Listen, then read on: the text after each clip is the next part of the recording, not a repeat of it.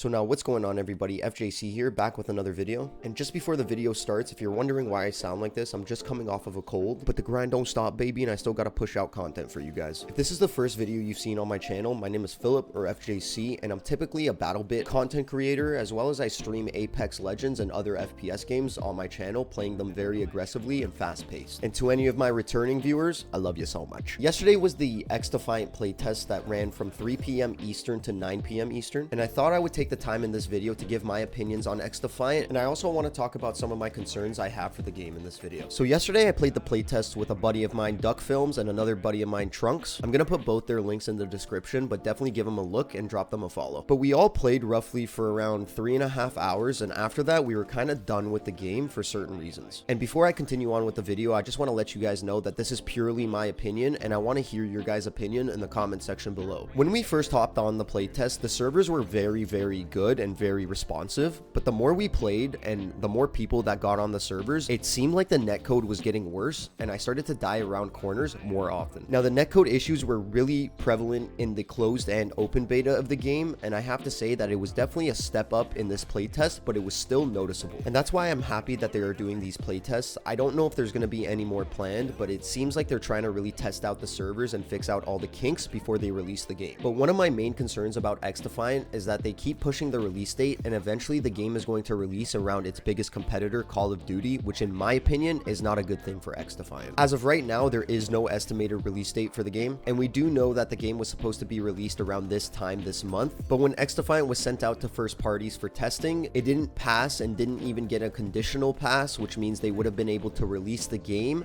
and release a day one patch for the game, which has its pros and has its cons. The main con obviously being that we have to wait longer for the game, which isn't a huge deal in my opinion, but it means that the XDefiant team genuinely cares about the game that they are trying to release. And with how open Mark Rubin is in communication with the community, you could tell just by the way that he addresses the community that if it was possible to release the game at any point, he would have done it already. Next, I want to move on to the performance of the game. I played both the open and closed playtests for XDefiant, and I can tell you that the performance of those playtests were way better than this current one. I also did stream them on my Twitch channel, and the FPS when I was streaming was way higher than this current playtest. Now, I do understand this isn't the final version of the game, but it just feels like we're taking a couple of steps back. Usually you would think for the first beta of the game, that's when the performance would be the worst, but it was actually the opposite. I found in the closed beta, that's when the game performed the best. Then the open beta came out and the servers and performance weren't as good.